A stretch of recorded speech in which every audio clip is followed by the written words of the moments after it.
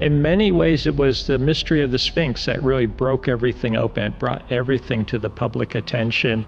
Now, what we're talking about for the people that are uninformed is the idea that some of the structures in ancient Egypt are far older than conventional wisdom or conventional modern-day archaeology, modern-day Egyptologists. They would like us to believe that all of this spawned from a very specific time period.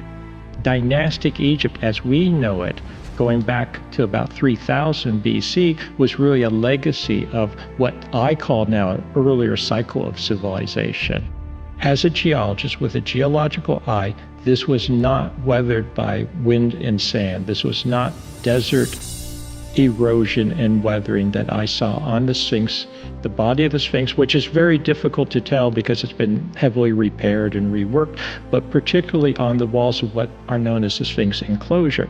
The Sphinx enclosure is important because it preserves a lot of the details.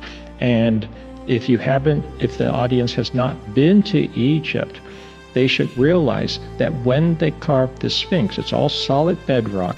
Only the head initially was above the ground surface. They carved down into the rock to free up the body, what I call the core body of the Sphinx.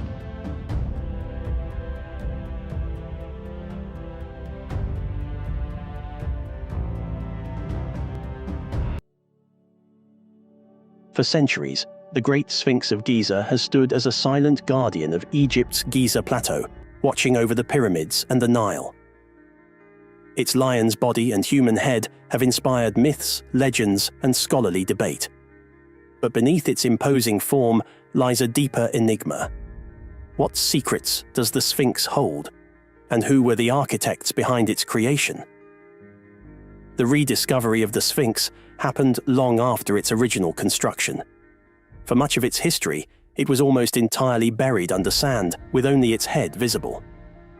In 1817, Italian explorer Captain Giovanni Battista Caviglia led an early excavation, clearing some of the sand to reveal more of the body.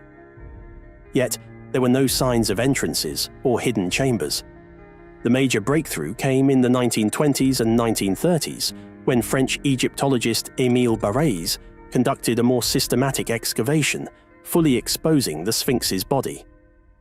Evidence of subterranean passages led to speculation about what lay beneath this ancient monument. Could this be the legendary Hall of Records, a hidden repository of ancient knowledge? In the 1970s and 1980s, modern technology like ground-penetrating radar and seismographs was used by archaeologists such as Dr. Mark Lehner and John Anthony West. Their findings revealed anomalies, hollow spaces beneath the Sphinx, raising new questions. What were these voids for? Were they ritual chambers, tombs, or something more? These discoveries have sparked the imagination of both scholars and the public. Many speculate about ancient knowledge hidden within these tunnels and chambers which remain largely unexplored. The idea of the Hall of Records, a fabled repository of wisdom from a pre-dynastic civilization, persists, though no solid evidence has confirmed its existence. As for the dimensions of these hidden spaces, some tunnels extend nearly 30 meters, with chambers reaching heights of 5 meters. The complexity and scale of these cavities astonish researchers, as their construction would have required precise engineering to avoid damaging the Sphinx above. Could a civilization over 4,000 years ago really have achieved this with primitive tools? One particularly mysterious feature is a metal hatch discovered on the Sphinx's head during a 20th century restoration. While some believe it's a modern addition for maintenance, others suggest more fantastical possibilities. Was this hatch a secret entry to hidden chambers? Could it be a relic of a lost technology designed by the builders for some unknown purpose? The question remains, who built the Sphinx, and how did they achieve such a perfect blend of form and function? The Sphinx is an impressive 240 feet long, 66 feet high, and 62 feet wide. Carved from a single mass of limestone bedrock, its weight is estimated at 200 tons. Its dimensions are comparable to a modern football field, and its height rivals a 6-story building. Given the rudimentary copper tools available to the ancient Egyptians, this achievement seems almost impossible. While scholars attribute the construction of the Sphinx to Pharaoh Khafre around 2500 BCE, some researchers believe it may be much older. Evidence of water erosion suggests the Sphinx may have been exposed to heavy rainfall centuries ago, dating it to as early as 10,000 BCE. This theory challenges conventional timelines, suggesting the Sphinx was built by an even older, lost civilization. Could the Sphinx have been constructed by a forgotten culture, equipped with knowledge and technology far beyond what we attribute to the Egyptians? The discovery of hidden chambers beneath the monument only adds to this speculation. Were these spaces used to store ancient texts, or perhaps to honor deities through ritualistic practices? Yet, as we uncover more about the Sphinx, the techniques used to build it remain just as mysterious.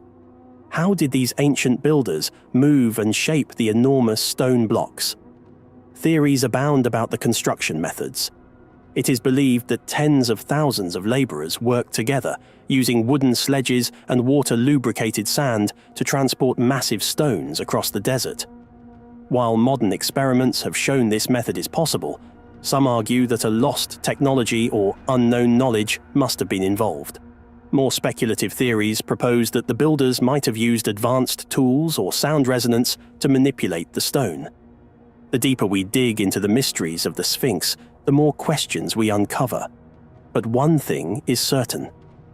As we continue to explore the hidden chambers beneath the Sphinx, the story of its creation grows ever more fascinating. History, it seems, is never truly set in stone. New discoveries and secrets lie waiting to be uncovered. Perhaps the greatest mystery of all is not what the Sphinx reveals, but what it continues to keep hidden. In the shadow of the Sphinx, we are left wondering, who built this ancient monument and why? How did they achieve such precision, and what was the true purpose of the Sphinx and its surrounding megastructures? The most common theory is that the Sphinx was commissioned by Pharaoh Khafre, who also built the second largest pyramid on the Giza plateau. But some evidence calls this theory into question. Water erosion patterns on the Sphinx's body suggest it could be far older, possibly dating back to 10,000 BCE, when Egypt experienced heavier rainfall.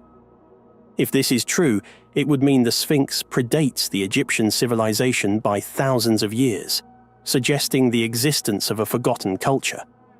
Could this lost civilization have been responsible for building the Sphinx? And if so, why are there no other traces of their presence? These questions fuel conspiracy theories that continue to captivate the imagination. One theory proposes that the Sphinx was built not as a tomb, but as an astronomical observatory. Its alignment with the constellation Leo during the vernal equinox suggests a connection to the stars, possibly serving as a marker of time or even a communication device with other worlds.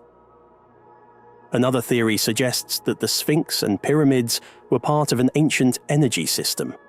Some believe the pyramids were energy generators, with the Sphinx acting as a control mechanism. The alignment of these structures with the Earth's magnetic field, combined with their proximity to the Nile, supports this idea.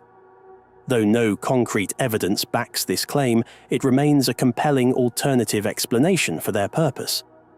But the mysteries don't stop there. What other secrets might be hidden beneath the Sphinx? Beneath the Sphinx, unexplored chambers continue to spark speculation. Could these be the fabled Hall of Records? According to legend, this hidden vault contains the lost wisdom of an ancient civilization, possibly Atlantis. Though no one has conclusively discovered it, the search for the Hall of Records continues to intrigue explorers. And then, there are those who believe the Sphinx's builders had help from beyond this world. Extraterrestrial theories surrounding the Sphinx have persisted for decades. Some claim that the precision and scale of its construction are too advanced for the period, suggesting ancient Egyptians had assistance from extraterrestrial visitors. While this remains in the realm of science fiction, it highlights the fascination the Sphinx holds over the human imagination. Yet, even without the intervention of alien hands, The Sphinx and its surrounding pyramids are marvels of engineering. As we stand before the Sphinx, we are left with more questions than answers. What was its true purpose? Who were its builders? And why does it continue to mystify us after thousands of years? And so, the Great Sphinx of Giza remains, watching over the desert, guarding secrets that may never be fully understood. What lies beneath its paws, in hidden chambers, or in the past still waiting to be uncovered? Only time, and perhaps future discoveries, will reveal the answers. Until then, the Sphinx will keep its secrets, waiting patiently for the day when we are ready to understand what it truly has to tell us. The NYU researchers, led by Leif Ristroff, conducted a laboratory experiment aimed at exploring the potential of wind erosion to sculpt rock formations into recognizable shapes. Specifically, they investigated whether a naturally occurring, roughly conical mound of material with a harder inclusion, representing the head, could be eroded by a consistent unidirectional flow of water, simulating wind, into a form resembling a seated lion. Their model used a mound of bentonite clay, a material known for its susceptibility to erosion, with a short cylindrical piece of plastic embedded near the top to represent the harder rock that makes up the Sphinx's head. This model was placed in a water tunnel, and the flow was carefully controlled to come from a single direction, mimicking a constant wind. Over time, the water eroded the clay, creating a neck-like structure below the head and rudimentary paws at the base. The researchers documented this process using streak-like imaging, showcasing how the flow sculpted the clay. The experiment did demonstrate that, under these highly specific and controlled conditions, a vaguely leonine shape could emerge. This led the researchers to suggest that a similar process might have occurred at Giza, with natural wind erosion creating a proto-sphinx that later inspired and guided the final carving by ancient Egyptians. While the NYU experiment is scientifically valid within its own parameters, its applicability to the actual Great Sphinx is severely limited, and indeed, fundamentally flawed. The experiment's assumptions clash dramatically with the well-established historical and geological realities of the Giza Plateau. Realities meticulously documented over centuries of archaeological and geological investigation. The most glaring discrepancy lies in the very foundation of the Sphinx. The NYU model presupposes a freestanding mound, exposed to wind from all sides. The Great Sphinx, however, sits within a deeply quarried hollow, carved down into the bedrock of the Giza Plateau. This is not a minor detail. It is the defining characteristic of the monument's creation. The Sphinx's paws, which emerged naturally in the experiment, were in reality painstakingly excavated by human hands, a testament to the immense labor and planning involved in the project. This practice of quarrying massive amounts of stone is a hallmark of Old Kingdom Egyptian construction, evident in the pyramids, the valley temples, and countless other monuments. The very act of creating the Sphinx enclosure removed any pre-existing natural formation that might have vaguely resembled a lion. The NYU experiment relies on a crucial and ultimately incorrect assumption: a constant unidirectional wind. The winds at Giza, both today and in antiquity, are far more complex and variable. Meteorological records, as well as historical accounts of sandstorms and wind patterns, demonstrate that Giza experiences winds from multiple directions, subject to seasonal shifts and unpredictable gusts. This variability would have prevented the formation of the precisely oriented, symmetrical erosion patterns observed in the controlled environment of the water tunnel. The assumption of a single prevailing wind simply does not hold up to scrutiny. The Sphinx's weathering is a far more intricate story than simply wind erosion.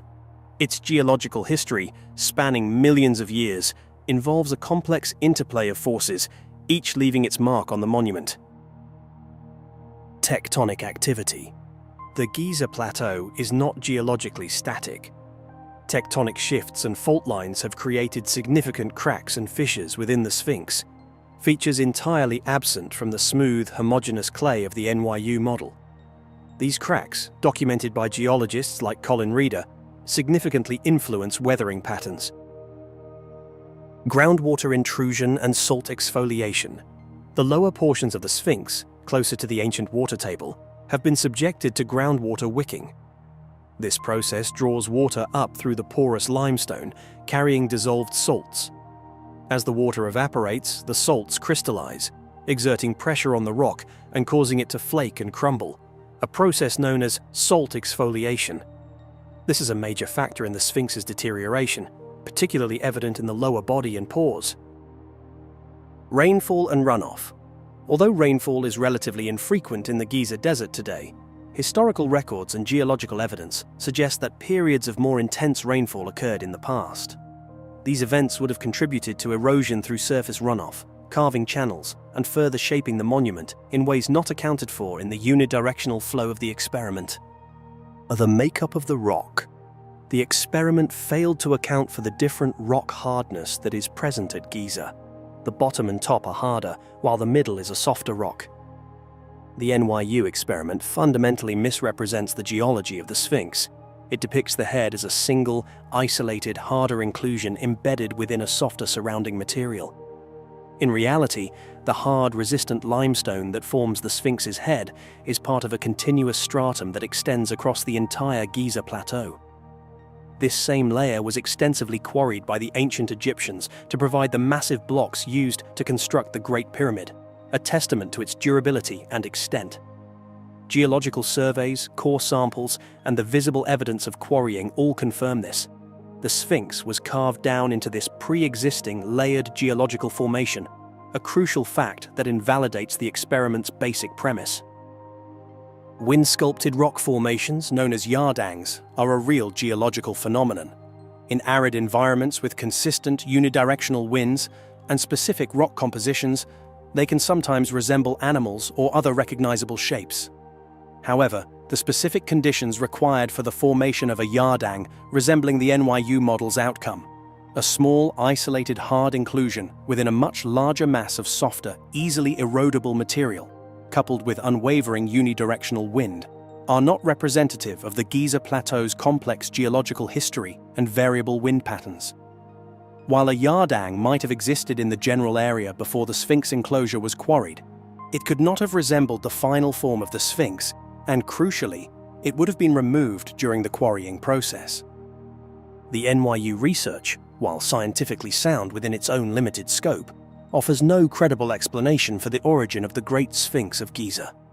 The overwhelming weight of archaeological and geological evidence, accumulated over centuries of study, points unequivocally to the Sphinx as a monument deliberately conceived, planned, and meticulously carved by ancient Egyptian artisans. The quarrying marks, the alignment with other Old Kingdom structures, the geological layering, and the complex history of weathering all contradict the simplistic wind-made narrative.